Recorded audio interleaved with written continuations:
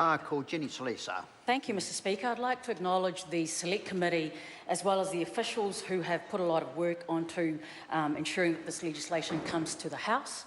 And Labor supports this bill. This is a bill that will reform the Wildlife Act of 1953 with the objective of giving full-time dock rangers new powers when they enforce in order to encounter offences. Some of these new powers would allow dock rangers the following powers, but the power to be able to seize a whole lot of evidence. Mr Speaker, currently dock rangers have the power to stop vehicles, to stop vessels, as well as bags in transit. However, this new legislation will allow them to stop a person. And as previously discussed by my colleague Nana Mahuta, as well as the Honourable Minister and Scott Simpson, this is a power that is not given lightly. The fact that we are giving people the power to be able to stop someone else, at the Select Committee, a lot of submitters were very concerned about the length of time that dock rangers would be able to stop individuals for, and whether they would be able to stop people under reasonable circumstances, and whether they would have reasonable grounds before they would stop a person. And we believe that the amendments that have come through after the Select Committee process are actually quite sound, so that the powers would only be given by the Director-General before dock rangers are able to do this power of arrest, and that it would be done by written authority. One of the things that the legislation now clarifies is, instead of the power to be able to warrant, because the power of arrest is actually the power to be able to stop someone without a warrant, it is now just the term warrant is now taken out of the legislation. However, we do have some concerns with this particular legislation, Mr Speaker, and I would like to turn to one of those concerns. My colleague, the Honourable David Parker, intends to introduce an SOP when we come to Select Committee, and his concerns were expressed during the Select Committee process. Right now, the prosecutorial guidelines applying in New Zealand require all charging documents to include a date of birth. This is in part to avoid confusion between two people of the same name, including parents who have the same name as their child living at the same address. This is an SOP in particular to address the fish and game rangers being excluded from this legislation.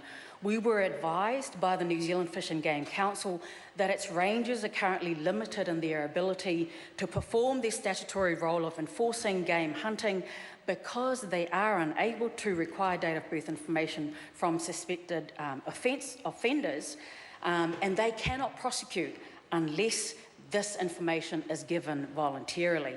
We were also advised by officials that although this would be a useful power for full-time fish and game rangers, it would not be necessary to extend the power to honorary fish and game rangers, because honorary rangers were said to be generally accompanied by full-time fish and game rangers. However, we were told that this information was incorrect from the Fish and Game of New Zealand. And so the SOP that my colleague, Honourable David Parker, intends to introduce would be to address this particular issue. Labor supports any measures, Mr Speaker, which would help our hard-working conservation staff to do their jobs properly. Our natural environment is a massive asset to all Kiwis, not just for recreation, but for tourism as well. Tourism, as we know, is one of the main ways that we earn funding from overseas folks. We also must ensure that the environment is protected for our future generations of New Zealanders to enjoy. However, the other concern that Labor has, though, Mr Speaker, is in terms of funding. DOC already struggles with the funding that it has to do the massive job that it currently does. dock staff last year who are under frustration of the fact that they are being so overworked. 1,500 of our dock staff took industrial work to rule action after being offered very little pay increases. In 2009, there were 803 dock rangers, but currently there are only 637. So in terms of funding, when we look at, in 2009, the national cut to docks budget of $46 million, in 2013 it was cut by another $8.7 million, and this year there was a further cut. We are going to hand over to our dock staff even more powers, even more work for them to do.